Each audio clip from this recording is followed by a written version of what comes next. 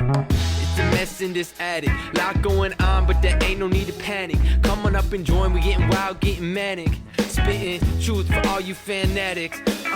Every week got something new to say. Ain't no filter, this shit coming straight from the brain. It's coming straight from the brain. Yeah, it's coming straight from the brain.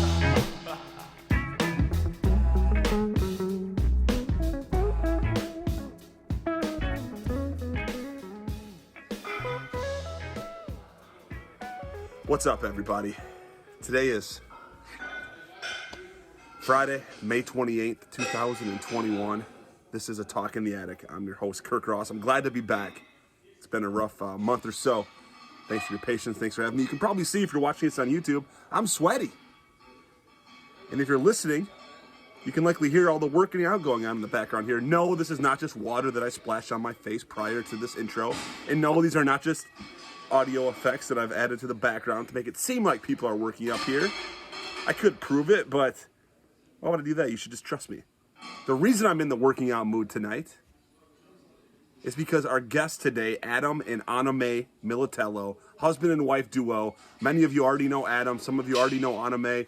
Both of these two are energetic, positive, smart people who have been waiting their whole life to own their own business, and it's time. And so what you're going to hear today in just a few moments is Adam and Onome explaining a little bit about their backstory and also explaining their vision for their gym, Mili's Gym. Some of you who know Jim Miller might think, oh, Jim Miller's got a gym? And it's named Mili's Gym? What's up, Jim? No, this is Mili as in Militello, and it's Adam and Onome. They're starting this thing up. It's set to open up officially sometime in the October time frame. So we're in the thick of it right now. They finally secured their real estate that they're using, and it's go time. I can't wait for you to hear this. This is the first of 3 times we're going to check in with Adam and Onome this year. First one right now, this was a conversation I just had a couple days ago, followed by something down the road a little bit. Once the gym is close to opening, we're actually going to go on location, show you the space, show you how much more Adam and Onome both can bench press than me, especially since I'm just fake working out and splashing water on my face and doing sound effects. So there's going to be the second one where we go down there on location, check out the space, take some video, interview them as they're closer to realizing their vision. And then one time, a few months after they open, and ideally we'll give you a document and a chronicling of what it really takes to start a small business. We go into that a lot in this interview. We catch up a little bit, but it's really focused on the vision. It's focused on what led to this point, the genesis of it. And I'm so excited for you to see Adam and Onome and how excited they are. It's palpable. It's contagious. Now let's go into a little bit of a cover I threw together super quick here tonight of a song that I know Adam and Onome like. You'll see a couple videos and things like that splash in today. Please check it out on YouTube. If you can't, that's cool. This is an audio podcast. It should hold up on its own. Please subscribe on Apple Podcasts, on Spotify, on iHeartRadio, wherever you can. If you're interested in supporting the show, there's a $5 a month option on my patreon.com/atalkintheattic. Let's do it up, folks. Please check out the links to Mili's Gym. And if you're interested in participating in that from an investment standpoint or an advice standpoint, not to say that Adam and Onome are looking for bad advice, but if you have some advice, look them up. They're going to do this thing, and they're going to do it with a lot of energy and passion. And I'm proud of these two. I think you're going to be too. Thanks for the patience once again. Thanks for having me back. Thank you to thestandingdesk.com for my badass stand-up desk, which is actually now being fashioned into a squat rack. Keep it up, Sergio. Keep it up. Guy's killing it. Thanks also to Centoani out of Holland, Michigan. It's over on 7th Avenue. They hooked me up with this badass walnut table. It weighs about 300 pounds, aka one bicep curl for Adam Militello. Enough BS. Let's get into this interview. Thanks for checking it out. Let's start the show. Yeah, that's right. Hey, champions answered. If you're going to win, you got to squat.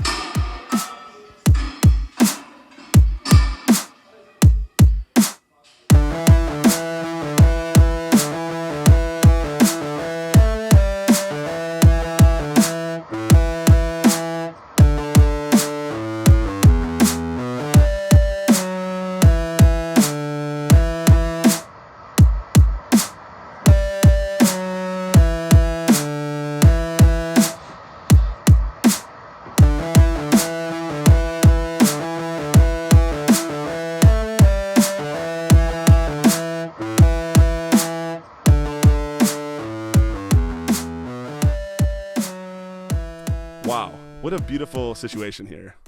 I'm looking over at an old friend dating back. It's actually been like 20 years now, Adam. More than that, like 23 years or something. Yeah. And his beautiful wife, Onome. Yeah. The Militellos. Are you both the No, did you take the Militello name? Yes, she did. That was a deal breaker for call me old fashioned, but she's got to take the last name. Well, hey, so now the whole project that we're going to talk about today makes a lot of sense the way it's named. Welcome to the show, Adam, Onome. Thanks for coming on. Thanks for having us. What are we going to talk about today primarily? I want you to tell me. Talk about the gym, talk about our dream, the American dream. It sounds stereotypical, but it's really what it is. The ability to go and do business for yourself and do something that is your passion. You're living it right now. I've seen you over the past couple of years transition away from other careers to what you love doing. Right. So that's basically what we're doing too. Like, people always say, if you love what you do, you don't work a day in your life. And I think with this gym, that's going to be a reality for us. So it's called Mili's Gym. Yes. And let's talk about the division of labor a little bit. I think I know, just because I know you enough, Adam, but who's doing what here? It's a husband and wife duo. You're opening a gym. Onome is keeping her regular job. You're going to be the full-timer, at least at first. How are you guys dividing it up to keep it from spilling into a boundaryless marital pit of fighting and all the other shit that could come with it? Oh my God. Let me answer it first. It's a loaded question. I know. Thought about that because in any aspect, they say don't mix business with personal. Like, that's like the golden rule of like business, right? And we're doing the complete opposite of that, which could be nitroglycerin, in a can. But I would say we've talked about this for years. Like, I've always wanted to own my own gym since I was like a teenager and knew nothing about business. But Onome and I have voiced our opinions on our drives into work for years now, talking about, our entrepreneurial spirit and how we want to open a business. We bounced so many ideas around, and there was the one constant was the desire for a gym. Yeah. So, about 2 years ago, we kind of really started moving on the business plan, solidified it last year and said, dang it, we're just going to follow the LLC and do this thing. So I think the fact that this has been an ongoing discussion and investment on both our sides for about 2-3 years now, seriously, I think it helps. Okay, Onome, your turn. Yeah, I definitely think it helps a lot. And so your question was really in regard to the division of labor. So I will say he's going to end up doing a lot of the heavy lifting, no pun intended, with some of this stuff. But my background is really in like revenue management, strategy, analytics. That's my wheelhouse. Right. So also his too. So is that what you went to? Did you go to school for that too, Adam? Yeah, at CMU, I got my business degree, marketing. Wow. She did business degree in finance at UCF, and then we both did our graduate studies at UCF. Hers was a professional MBA, and mine was a Master of Science in Hospitality and Tourism Management. So the business and financial background for us has been what we've known for the past decade. I'm excited. I'm so excited for you. I didn't mean to cut you off, Onome. Keep going. Yeah, no worries. Yeah. No, so the plan is really for us to collectively drive and make decisions for the business going forward. Operationally, he'll handle a lot of it day to day, but what is actually really nice is the fact that I work remote. So I have a little bit of flexibility there. Even if it's just, coming in and during a break that I have, like let's say at work during a lunch break, I can pick up and help out and do things around the gym because we do have an office. Right. A closed door office there too. So I do plan to be there from time to time during the week to, help out as well. Well, yeah, it's also nice to have, especially at first, to have steady working income too that you can rely on and all that. Not that it's gonna not do well, but it's when you own your own business, you're not as far removed from the success of the business. So. Oh yeah, the upfront costs in year one obviously are tough for any business. So yeah, maintaining the career set that we currently have in place is very integral for the first year. Yeah, so we're going to, just for the audience here that's either viewing or listening, if you're listening, go check it out on YouTube as well, because I'd like you to put a name with these two beautiful faces, two names, I should say. But also put a name with this beautiful face as well while you're at it. Okay, thank you. But I want to kind of just address a little bit of what our vision is here. over the next 5, 6 to 10 months, you're going to be building this thing out. We'll talk about where you're at there. You're going to be opening, and you're going to be ideally sustaining your business, a few months into it. So I'm thinking that with your permission, we'll kind of document this. Today will be the first round of a 3-part series, at least a 3-part series. Jessica and I will come down. We plan to come down to Florida. We'll see the space as it's closer to being opened, maybe before it opens. And then we'll do one after you're opened and kind of just follow the American dream. I think you said it's cliche, but this is what it is. I think it's so cool that you're working together in a true partnership. I can see it, and I think that's why I want to put a spotlight on it. Adam, you're always one of my favorite kids. You used to stand up to, you were a little guy, and this is before you started powerlifting, and you just were a smart ass. You would stand up to the big kids. That was cool, so we instantly loved you. And so I'm happy to hear that you're doing well. I'm happy and excited to hear what's going on. So why don't you both give a little bit about your personal backgrounds, start with whatever side you want, and get us up to when you met as much as you want, and then we'll kind of put a little bit of a personal story to this thing before we dive into the gym. Yeah. Let me go first. Yeah. Yeah. So obviously, Kurt, you and I have a long history growing up on the mean streets of Essexville. I'll start the genesis of this with football. And quite honestly, I want to say it's probably 7th grade, 8th grade-ish is when Coach Schwartz came over and started talking to us about summer weight training if you wanted to play high school football, and so I was pretty much hooked. After that, you were good at it. What's that? You were good at it right away. Yeah, I mean, I was still small on the smaller side, but it was one of those things where I knew that to compete for a starting job, I had to work my butt off in the weight room. Quite simple. I was athletic, but not, superior like John Matthews level, right? Athletically gifted, so I knew I had to work for it, and I was fine with that.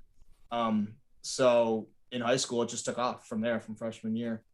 When I was reassigned from receiver and running back to the offensive line, compliments of Brian Cloa. I was like, damn, well, now I really need to get in the weight room even more. So, but no, fell in love with it. And as you know, Tony Niemeyer and I were good lifting partners. And I mean, I don't think, quite honestly, I ever missed a workout in all 4 years. But about midway through high school, I found powerlifting, compliments of Patrick Steffen. Quite honestly, didn't know what it was. I knew competitive weightlifting existed, but he's the one who really told me about powerlifting. Junior year, started the team. It was just me. And then senior year, I recruited over 20 people. Couldn't find a coach, couldn't find a teacher, couldn't find a parent to coach the team. So at age 18, I was like, screw it, I'll do it myself. And we took a few kids to states that year. Hold on. You're trying. I don't like that you're glossing over this. It seems like a monumental story that I didn't even really know fully. So you well, you would have started been in college at that point. Yeah. I mean, no offense, I wasn't paying attention to what was going on down there, but that's just a cool story. So you didn't have powerlifting now. At least on the west side of Michigan is. It seems like everyone has it, but when we were coming up, that didn't even exist, at least by our school. So you started that at Garber. That's pretty cool. Yeah. So 2004, I just competed myself. And then in 2005, I said, it was a winter sport. So it kind of, preseason December, then January through April, January through March really is when it took off for the season. Mm-hmm. We would compete at Vassar. I always did like a TVC meet, Frankenmuth. Those were the close ones. And then you have to do a regional championship, qualify to go to states, that sort of stuff. So we took, I don't remember off the top of my head, a couple guys to states that year. I finished first in every meet that season except states. I took second. I'll never forget that.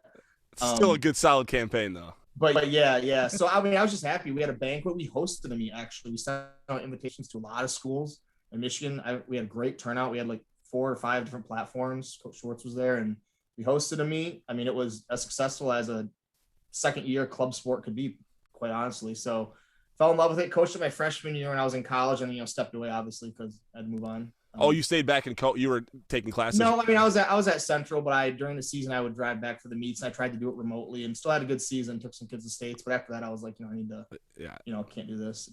Focus. And then did a couple meets while I was in college, and just fell in love with strength sports. With the Arnold Classic. I always was a fan of like bodybuilding and things of that sort. So like strength and fitness was very, very important to me. I fell in love with squatting because a lot of people hated squatting, and that was really one of my best lifts.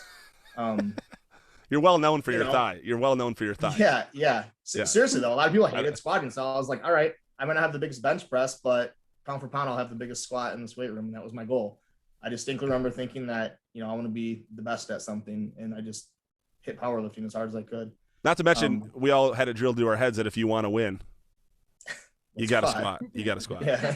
Yeah. So, I mean, that's where my love of strength sports and, powerlifting, bodybuilding came into play. And then, off to college, moved to Florida, got involved in the corporate America, met this lovely lady. We, advanced my career the past 10 years, but in the back of my mind, it was this continuous, calling for powerlifting and strength sports, and how can I make this happen? At when's the right time? And for me, I think, I'm speaking from myself, Onome will give you her take. I'm old enough to where I have enough knowledge and experience to make this work successfully, but I'm young enough to where I still feel willing to take a risk, roll the dice, start something new. Because if I did it 10 years ago, I wouldn't have had the right business partner, obviously. I wouldn't have had enough experience. I don't think it would have succeeded. If I tried it 10, 20 years from now, I think I'd probably be over the hill and not have as much ambition to want to really or the energy, or the energy that it's going to require. Yeah. So the timing's perfect for me. So I'm going to give you her. Well, that's a great summary. Thank you. I appreciate that. I mean, so Onome, let's hear yours. Then we'll talk about the genesis of your relationship, because I do want to talk about where you met a little bit, because I think it's a cool story as well. So yeah. So mine is not going to be as focused or hardcore on the fitness side of it, but I am going to start with just a little story. So I went to Grand Blanc High School. Yeah. Which the people listening, some of you already know, I have ties to Grand Blanc. My parents are from there. So go Bobcats, I think is what you said. I didn't even wasn't even aware they were Bobcats. Okay. Yeah. So I guess I'll say a good story that describes my personality would be the fact that, okay, I cheerleaded through middle school, high school, but I at one point attempted to run track. So I tried out for the track team, made the track team, and then it was a couple weeks in when I decided I don't want to do this anymore, and I quit the track team. And my primary reason was one day when I was at practice, I had a coach who was pushing me and telling me to run and run and run. And I was like, I think that's when I really realized that I have a problem with authority. so autonomy is something that's very, very important to me. I know, I hear you. So from that point, I just really realized, like, I want to own my own business one day. I don't know what that business is. I have a lot of great ideas and I'm a very innovative person. So it worked well with this guy, but I personally, from a fitness perspective, I've always realized that, health is a big part of life, generally speaking. And I read a quote a while back and it said something to the effect of, if you don't make time for your wellness, you'll make time for your illness later. And so it speaks to me, and I really enjoy doing yoga. I enjoy Adam and I ran a 10 miler last year, which was during quarantine. Huge feat. Yeah, during quarantine. That was big. And I mean, I really understand the importance and the need to stay focused on your fitness itself. But I don't really have a chronicled tie to, the gym per se or strength sports. But I think really from a business standpoint, it just integrated well. We used to do, as he mentioned, a lot of like drives into work, and you do the drive-in and you're complaining like, I don't want to go to work today, and this and that. And we finally, I think one day we were talking, and I'm like, it's a shame that we as a society are so okay and willing to take out, tens or hundreds of thousands of dollars of student loan debt, right? Just to get a job to work for somebody else. But nobody's willing to invest that level of money to invest in their own dreams and their own ambitions. It's such a shame, again, that we do that. In addition to the fact that, you raise your kids with the thought that, you go to college to get a job to go work for someone else. And I think we really need to get away from that and teach our kids that you go to school, you go to college, and you get an education so you can utilize your skill set to benefit yourself and propel yourself forward, make money for yourself. That idea that like, if you don't work towards your own dream, then someone's going to hire you to help them build theirs.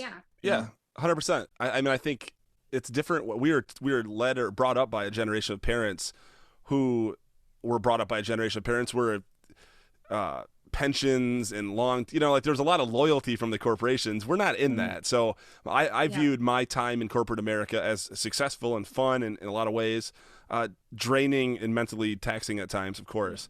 But I also learned a ton from how these big companies work that I can now apply here, which I'm sure, Onome, you can say even as you're building this gym, you're still actively full-time at your place, so you're probably learning all the time. And I love my job. I'll just say that. Like I absolutely love my job. I love what I do. So I work in data and analytics. I'm the senior manager of data and analytics for a tech company out in San Francisco. So wow, nice. Nice. I really, really enjoy, what I do day to day there. So that definitely helps support my mentality and being, kind of the, I guess, financial anchor for our household as we build this gym to a point of profitability. Yeah. I mean, what is your expectation, or what is kind of your line in the sand goal where you think profitability is going to happen?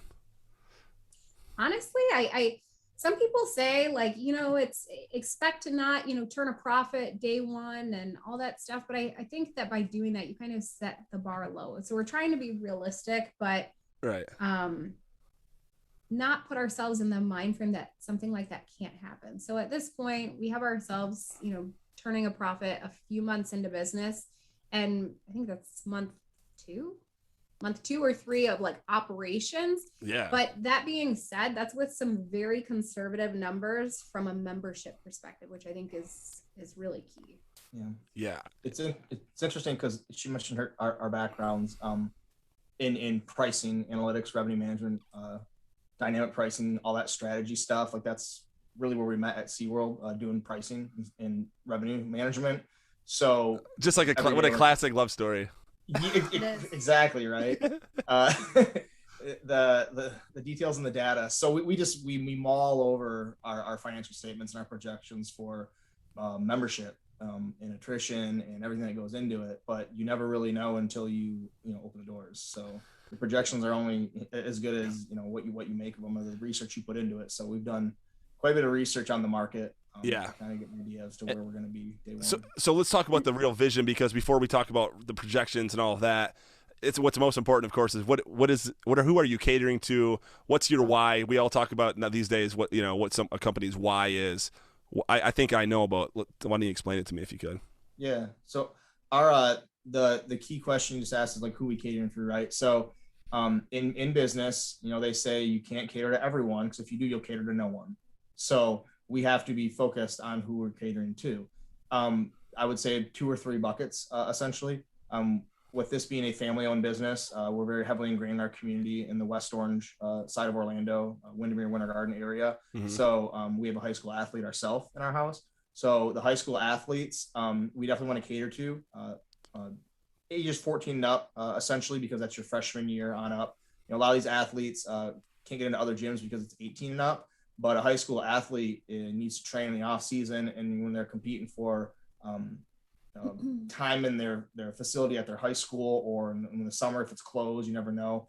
They need a place to train year round, regardless. Some of these high school athletes are getting ready and prep, trying to get scholarships to go to college. So whatever we can do to help them year round is very important. So ages 14 and up for that high school athlete, along with their parents. So there's them. The competitive strength sport athlete, we'll say. This does exclude CrossFit. CrossFit is kind of its own beast, if you will. Their training sessions, their equipment, their layout of their gyms are unique to that. So we're not that. Who we do cater to, though, acronym, BOPS: bodybuilding, Olympic weightlifting, powerlifting, and strongman. So those are the 4 competitive strength categories that we're targeting. We will predominantly be a powerlifting gym hosting meets. We just got our sanctioning to the United States of America Powerlifting, USAPL, as a silver level regional training center. So meaning that we have the affiliation with them, and all of our equipment is certified through the International Powerlifting Federation, which is the governing body of USAPL. So we will be one of 2 silver level regional training centers in the state of Florida for people who want to compete with the appropriate equipment for the highest level of competition in the world. So that's very important to us. That's great. So that's huge. So you have to keep that certification somehow by like updating the equipment and so often and all of that. Yeah, it's an annual renewal type thing, as long as we meet the criteria. 2 of the criteria is 1, we have a club level certified coach, which I am through USA Powerlifting. and my membership's active. But also through the equipment, obviously, to ensure there's certain criteria we have to meet to have calibrated plates, a deadlift platform, a levered monolift for squats, et cetera, et cetera. So, so we're very proud of that. And then the third category would be the military first responder category that we're calling like the heroes category. There is a fire department next door to us, which is awesome because a lot of those firefighters work around the clock, and our extended hours will allow them to have a facility to train and work out at while they're on the clock next door. Yeah. Which also is a symbiotic relationship we're hoping, because in the event there is a health issue or emergency, it would be very nice to leverage them next door, which is nice. So that partnership and that relationship with them is going to be huge. But also, me being military, we're a military family. We want to honor first responders and military with discounted rates, and just an area to train to keep them at their highest physical capacity to do their jobs. So. Right. Yeah. I mean, that's what we're catering to. Yeah. And as it pertains to the high school athlete, not only do we have a high school athlete ourselves, but this guy is one of the varsity football coaches at Brianna's high school. And he's also the assistant coach of the weightlifting team there too. So. Oh, nice. So you already kind of have a little bit of a built-in universe of people that will already know you and trust you and all that too. That's cool. Yeah. I mean, that's huge. Wow. So wait a minute. You're doing that as well as the gym, as well as having 4 children in the house. So would you call this upcoming situation the busiest? Your expectation is going to be it's the busiest time of your lives? For sure. I would think so. We both went through grad school working full time and having a family amongst other obligations in life. So certainly busy, but this is a brand new venture that we're excited for, prepared for, but definitely anticipate some long days, late nights for a pretty long period of time in the beginning. Yeah. Labor of love, though. I don't say that in any sort of discouraging way. It's fun. Like, we've been busy too, but you feel a lot busier when you're putting all your time into something that you're not really that passionate about. True. Yeah. But speaking of passion, you met at SeaWorld, albeit in a data in an office sense, not like making out over Shamu or something. But No. but that said, did you both, Adam? I know you're a big animal guy. Yeah. Yeah. Right. Yeah. So is the same true? Is the same true for you, Onome? Oh, that's an awesome question. That's a no. That's the hardest no I've ever heard. First of all, she is when it comes to like puppies and animals that aren't hers. So I'll say this. So I love animals. I love animals, but I don't like pets. That's I don't fine. want pets. I don't like. That's I'm fine. not You can keep some things that you love at arm's length. That's totally understandable. Yeah. You have their There you go. dander and their saliva and their hair That's right. all over. Like, you can hear me. I'm nasally now because I love my dog, but for God's sake, it's Yep. a walking. Yeah, that's it. That's exactly it. No, I mean, they do some really great work at SeaWorld, and I mean, I really enjoyed working there, and have an appreciation for the beauty of those animals. For sure. Oh yeah. I don't know if you've ever been there as a customer, but Only as a kid, but not as an Yeah. adult. Yeah. It's a pretty majestic place. I mean, I can't say anything really bad about that place. Great place to work. So Were you love getting being in the around them. Were you getting in the water with the animals at times? I feel like I remember seeing you with like wetsuits or something. As a guest, really, as you can do a it. guest, yeah, you can swim, with dolphins and whatnot. But no, not as a profession. So you were always there as a profession career person. You never were like doing more of like the. Yeah, we worked in the finance office. We moved around to a couple different locations. I mean, early on when I was an intern, I worked out in the parks doing merchandise for Aquatica, the water park, SeaWorld, and Discovery Cove. It's rough. Then I sort of graduated to back of office.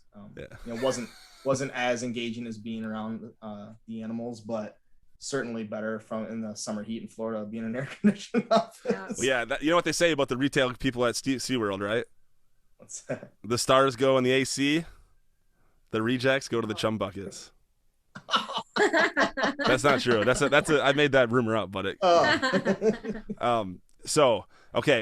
think it's cool. I think it's an incredible like story. I think the fact that you're doing it together. By the way, you've been together for how long now? Like in terms of since you first started hanging out at SeaWorld? Oh God, we've known each other since 2012. I think. Yeah. So that's another big thing is you're entering business, but it's not like you're just meeting each other and all that. Like you know each other well.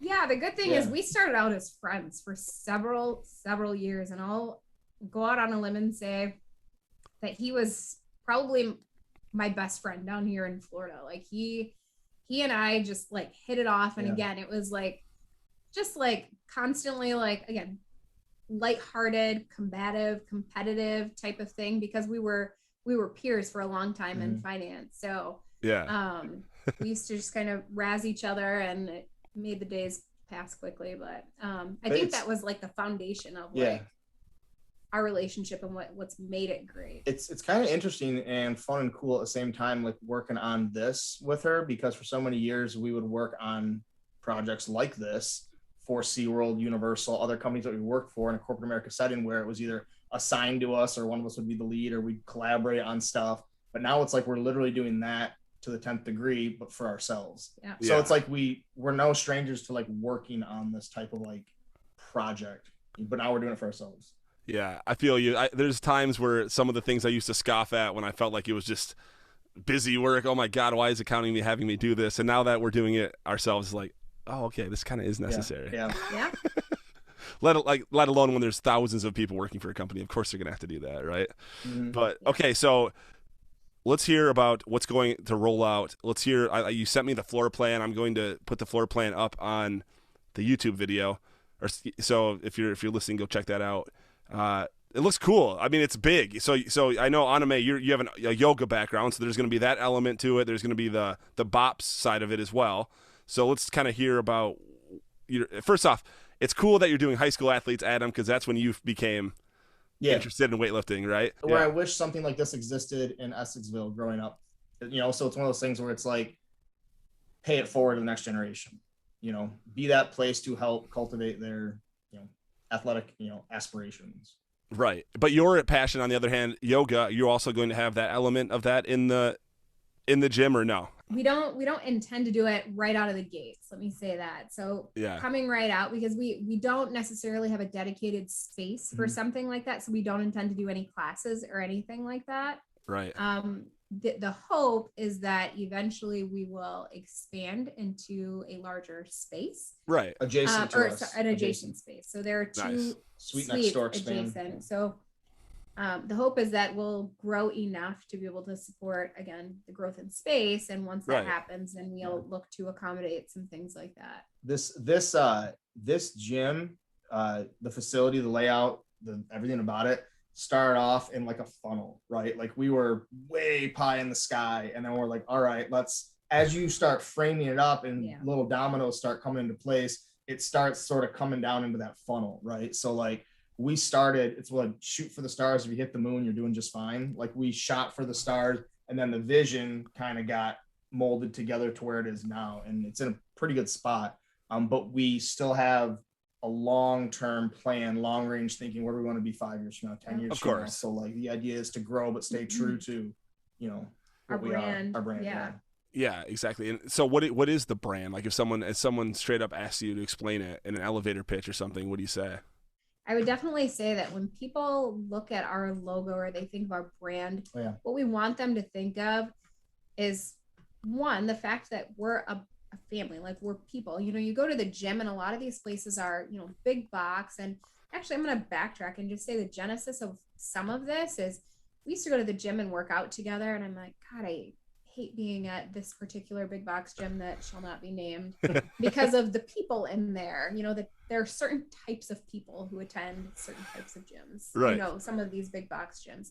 Right. Actually, all of them, and you can categorize all of them. Of course. And they're always missing something, whether it's like the welcoming face, at the front, or the other people in the gym, or something with the equipment. They were always kind of missing some element of it. But what we want people to think of when they think of this gym is that we were thoughtful and holistic in bringing this gym together to make sure that we're catering again to our key demographic, but making sure that they have what they need to succeed. Yeah, that's great. Yeah, with the more intimate family touch side of it too. Right. Yeah. There's a face to this. There's a face to this brand. There are people there that care about you, that care about your your goals as a competitor, as just, I mean, your individual fitness plans, anything like that. You have people that care about you, care about this welcoming feel. And we want people to know that this isn't just our gym. This is for all of us. And we want people to feel like they have a stake and they have a home in our facility. So that's cool. That's cool. This gym is going to be, everyone's different in what they want when they go somewhere. If someone's giving you money for a product or service, they might have a different expectation than the other client or member, obviously. Right. But in all the years and experience that I have in gyms, the purpose of this gym is to be everything that people want and nothing that they don't.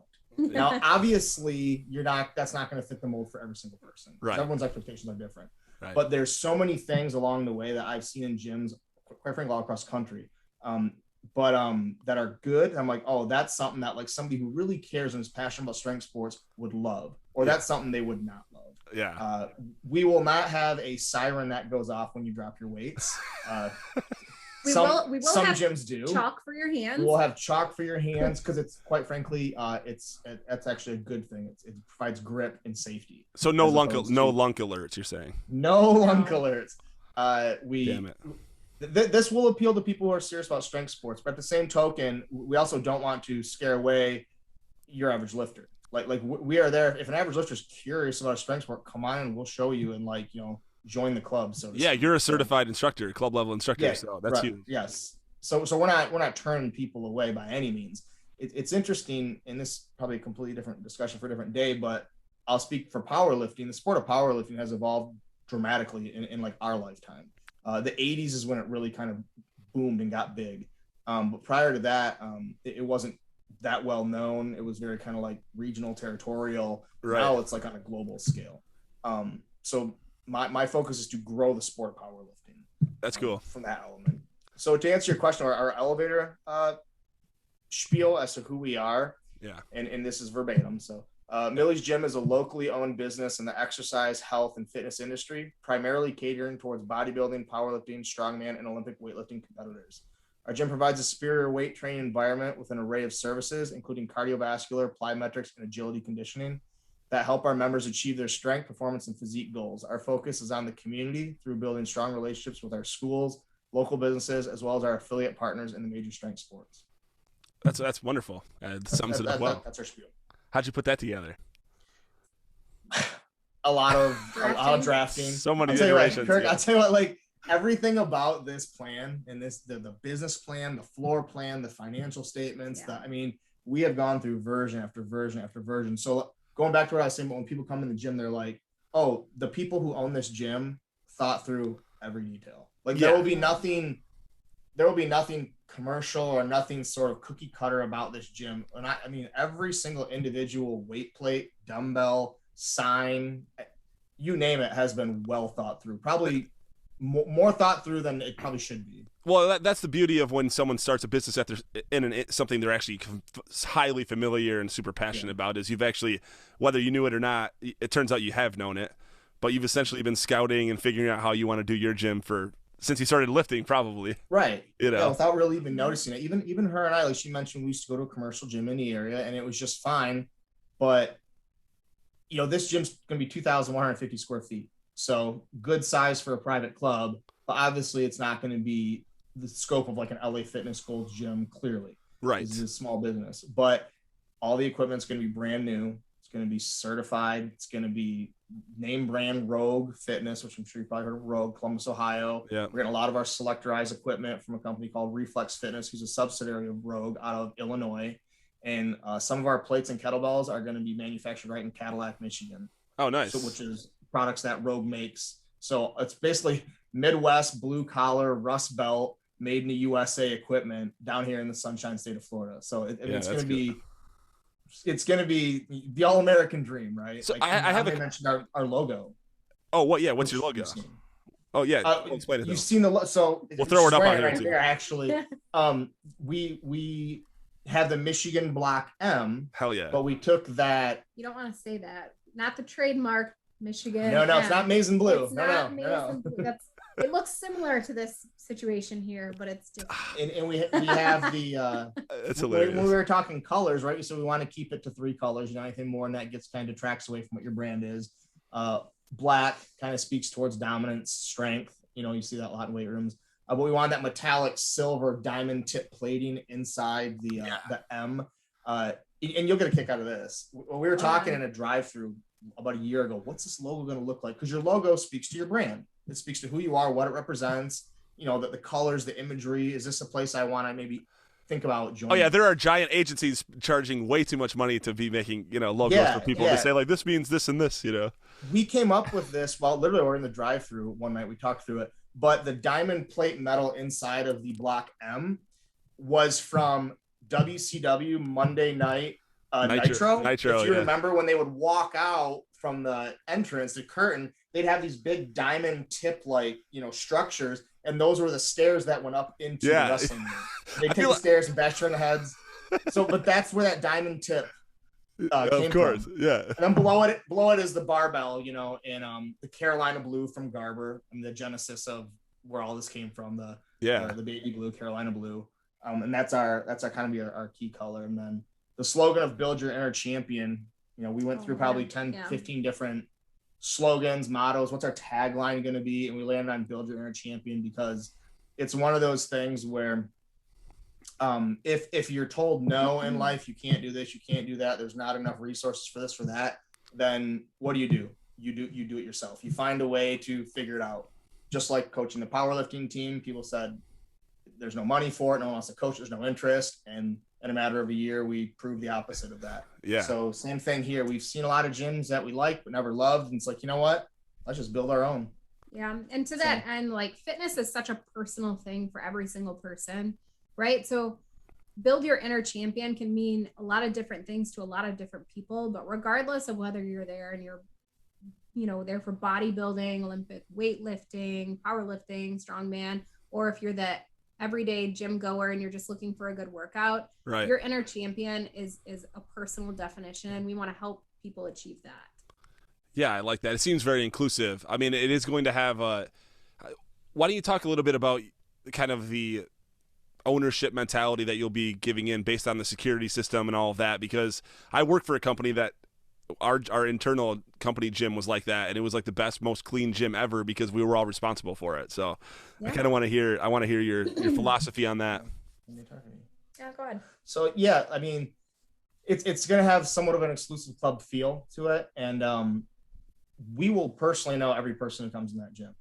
We might not have a day-to-day relationship with that person, but we will speak with them, sit down with them, talk to them. They will know us on a first-name basis. If there's ever an issue with their account or the gym, they know they're coming directly to us, whether it's Facebook, email, phone, whatever the case may be. So we will be the owners and facilitators managing that business. But when we're not there, our owners will have a sense of hopefully community and ownership to the gym themselves. So to kind of, you know, keep an eye on the place. If there's anything that maybe looks out of sorts, let us know, that sort of stuff. So, because that door only opens for the members and for us. Right. It doesn't open for solicitors, doesn't open for your random person walking down the street. It's a closed single point entry just for the members. With like a key fob, essentially a key fob. Yeah, RFID key fob, right, exactly. So unlocks certain times of the day, that sort of stuff.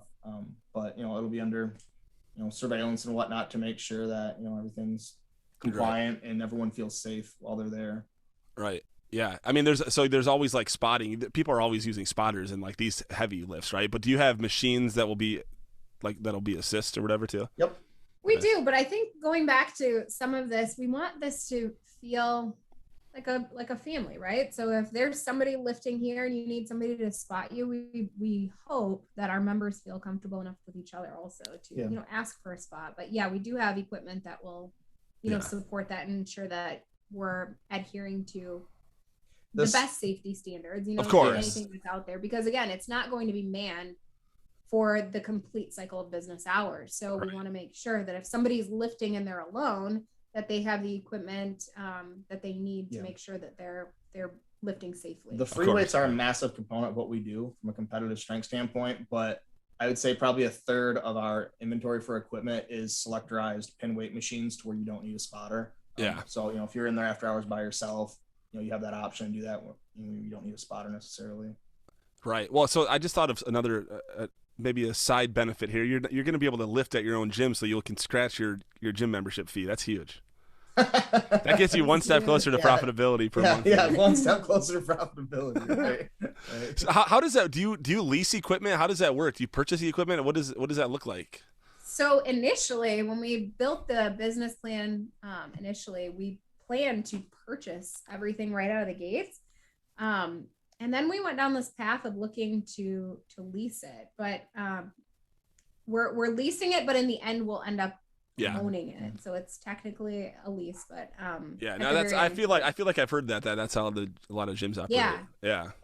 It's different now, but it's beneficial. They service it too, but that'll come with service contracts and all of that too, though. Or the fact that we're getting it new, just different pieces of equipment have different warranties and service contracts on them. But the fact that you're getting it new, you get that. Okay, let's stay in the business part of it, but let's hear the personal side of the business part. And these will be items that we'll want to track through the 3-part series, right?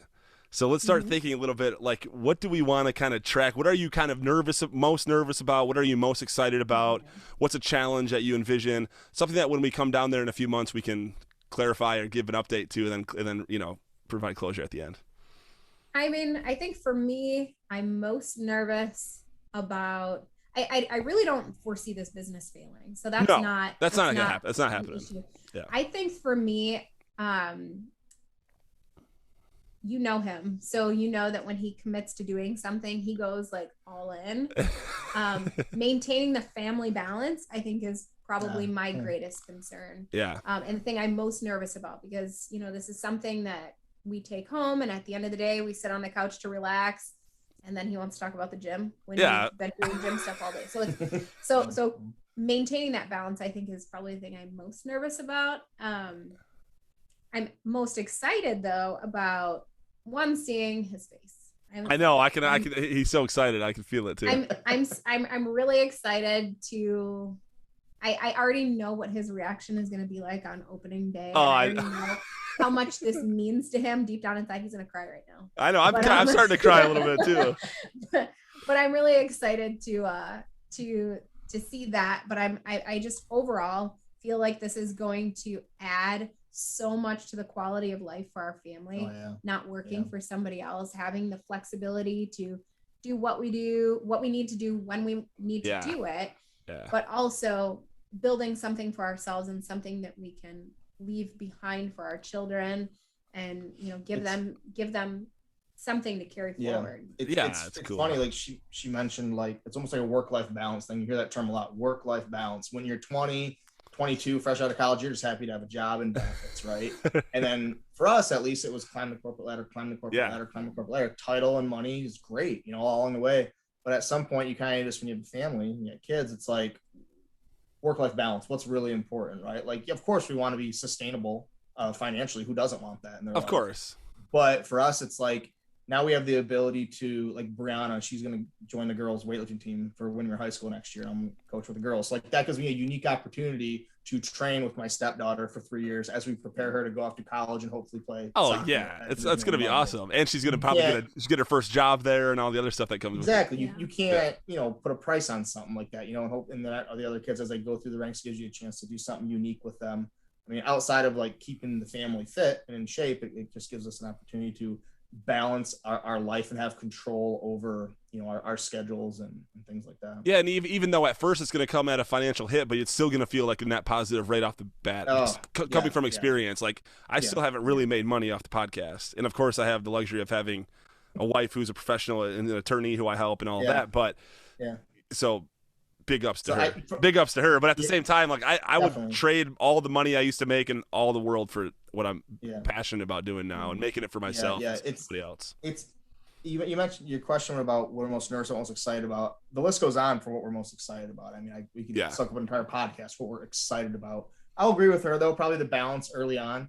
As we're both managing full-time careers while managing this gym, while having 4 kids. I mean, it's going to be a lot. But of course, we've become kind of experts in that field. Our routine's down pretty good in the mornings, the evenings with the kids, and making sure that they're staying accountable. Well, for okay, look, let's just look at it right now. You both have been doing stuff for at least 12 hours, well, probably 15 hours now, including for you, Adam, perhaps like a massive workout as well, and maybe for you as well, Onome. But like, look at you, you're both energetic. It's almost 9:30 now, and you're both looking. I know that you have the passion. I know you have the energy. So it's cool. I don't think that's going to be a problem for you.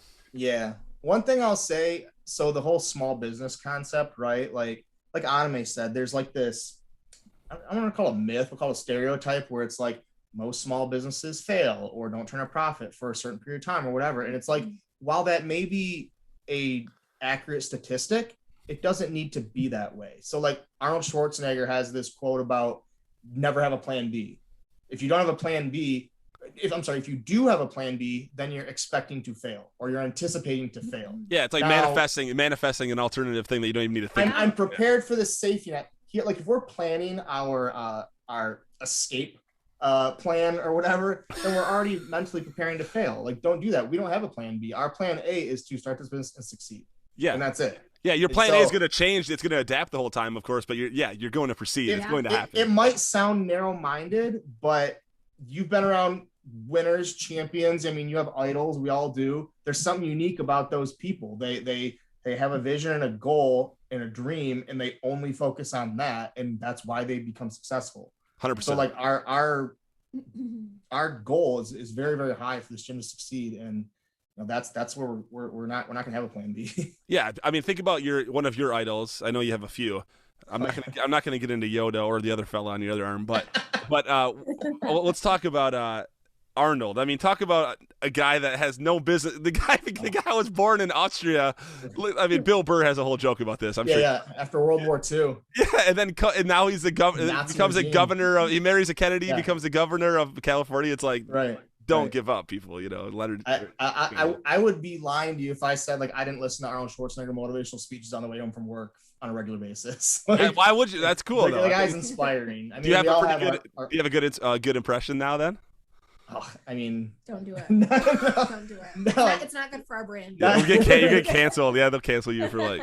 Yeah. But seriously, I mean, you talk about someone who he's living the American dream, right? And you just there's like you mentioned at the beginning of this podcast, right? Or when we were talking off air about I was never the biggest guy or the fastest guy on the football team, but I knew what hard work meant, and that's something that was instilled by my father.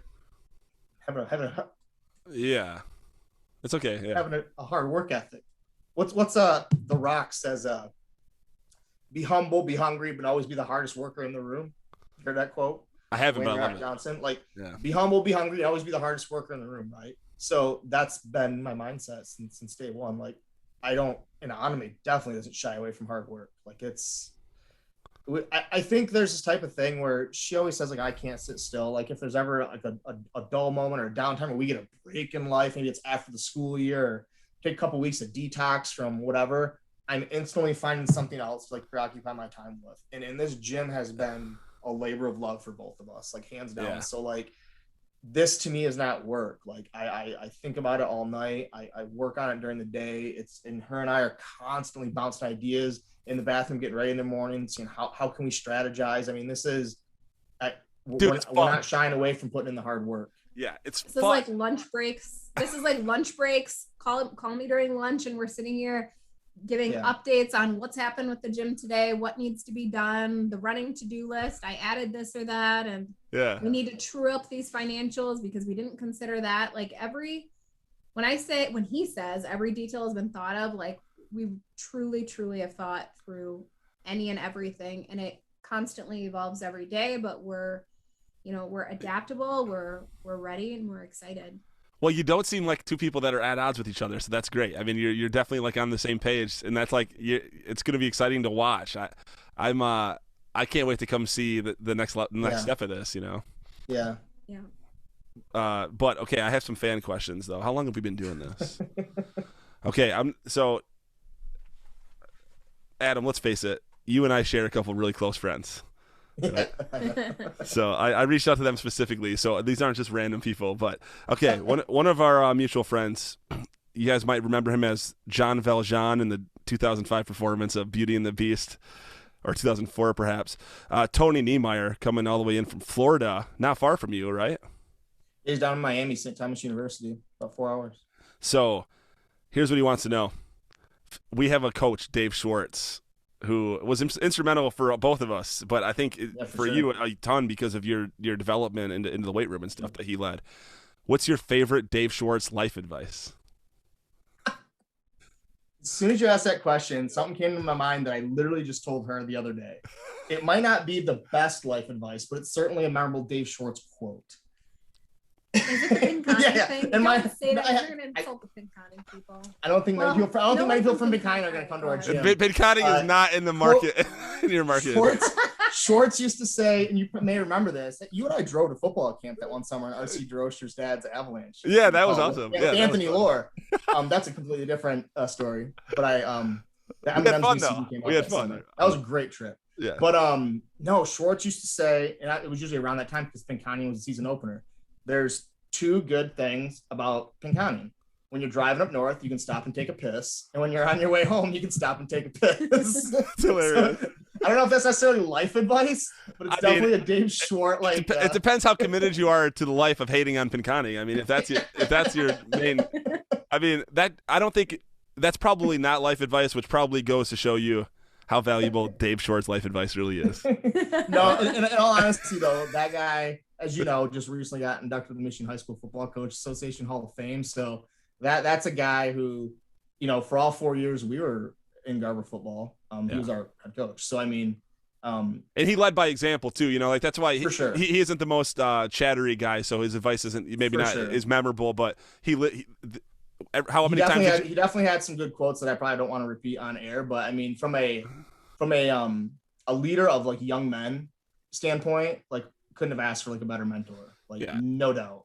How many times did you go into the weight room there and try and get a solo workout in, and he's in there sprinting his ass off to like listening to Prince Greatest Hits or something with no shirt on, sweating everywhere? Are you going to have yeah, exactly. All the time. Okay, while we're on the subject, best Zach Zeilinger quote, another coach, fellow coach of ours. Zach Zeilinger. He's like, who's Zach Zeilinger? Oh my God. If you don't have a good answer, we can omit this one. I don't know if I got a good one off the top of my head. I mean, I can literally hear his voice screaming on the sideline at literally anyone at any given time. Yeah. I mean, I don't know. So it's not a Zach Zeilinger quote, and Tony might be able to correct me on this one, but I do know he kicked someone in the butt when they were in a 3-point stance and broke his toe at some point. And I don't remember who it was. So that's a Zach Zeilinger memory. That's a quote. Not necessarily a quote. That's a quote. But I think it speaks to his coaching philosophy. Abuse the players until you injure yourself. That's kind of yeah. No. You heard it here, folks. I can't think of a good quote. Okay, based on experience, Onome, you can also give me an answer on this one too. I have no idea what the context is here, but I think I will after you explain it. Based on experience, top 5 songs to pay an offense to. Once again, based on your personal experience, what are 5 songs that you would most like to paint offense to? Adam, you're up first. There's only one. I can't even give you top 5. There's only one and one only, and you only need this one. It's OAR Crazy Game of Poker. Because I knew you were going to say that.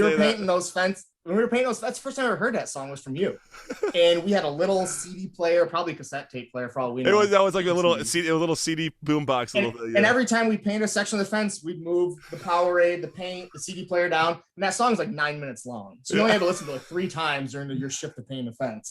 And OAR Crazy Game of Poker. Like to this day, when I hear that song, I think of painting those fences. I remember Matt Toporski's father at one point was like, "Turn off this goddamn song!" And he we had it on repeat. It had played like 8 times in a row or something. That's hilarious. Now I see why Tony was going with that. Okay, I had a ton of fun talking. Is there anything you guys want to cover? I mean, what do you want to leave us with in terms of next time we see you? What should we expect to see? Yeah. Next time we talk to you, we are not hoping. We know that there will be some significant progress made on the materialization of the actual gym. So we'll be able to get inside of there and see how it's going, depending on when you come. But you said this summer, so it'll still be under construction at that time. But watching this gym come to life. It means the world to both of us for a number of reasons. And we hope that our prospective members out there really take from this that, you know, we're very passionate about what we're bringing here. We're trying to bring something that is exclusive to our community, something special inside of our community, and it's not going to be like any other gym that you've walked into. Yeah. Every single part of this has been done with care and feeding, so we're really excited to share our vision with everyone else in our community here.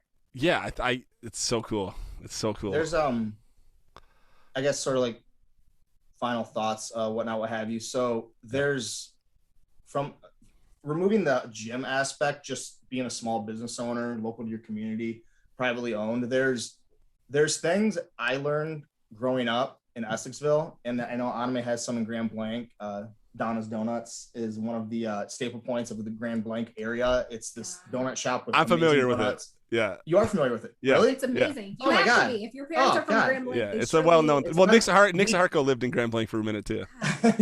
We stop and get donuts every time we come home, but it's this, you know, it's where it hasn't changed. It's constant. The community loves it, etc. And there's things like that where it's like, this gym, I think, has the legs to go a generation or two or maybe more. And I think back to Essexville, like the Bay Landscapings, the Jack's Fruit Markets, the St. Laurent Brothers, you know, those type of businesses where it's like, God, they've been there forever, and you couldn't think of Essexville without those businesses. Right. And you think to yourself, like, what have those businesses done right?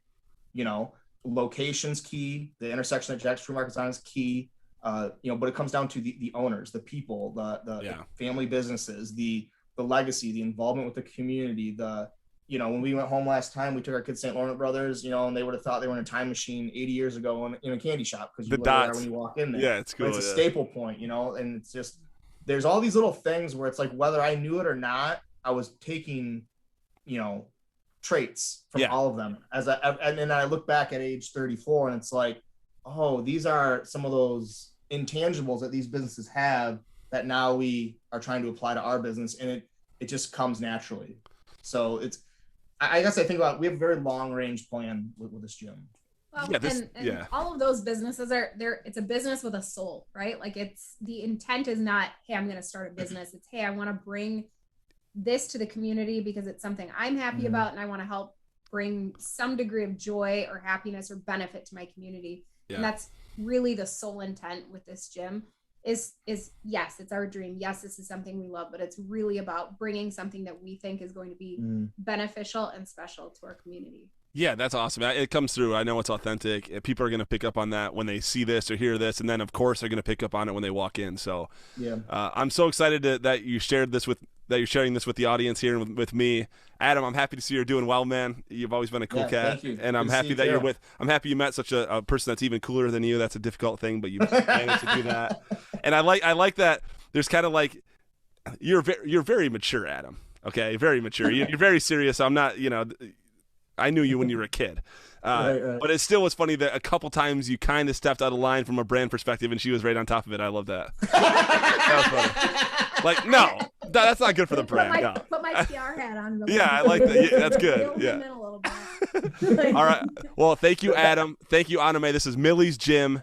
What's the slogan again? Find your inner champion. Build your inner champion. Build your inner champion. People, if you're listening, you should build your inner champion, even if you don't have access to the Winter Park, Windermere area. But continue. Winter Garden. Find what you want to do. Look at how happy these two are. It's because they're doing what they want to do. They know there's a bunch of risk coming their way. That's worth it. It's worth the risk. The worst, absolute worst case, we're not even going to talk about what it is, isn't that big of a fucking deal. You still learn what you had to calculate it. It's calculated risk. Behind you. Behind us. Yeah, exactly. It's fun. So, man, I'm excited. So we'll be in touch about what comes next. Thank you so much. By the way, don't actually hang up after this. We'll have a little bit of actual wrap up. All right. So thank you so much for coming on, and we'll see you in a few months. Yeah, thanks for having us. Yep.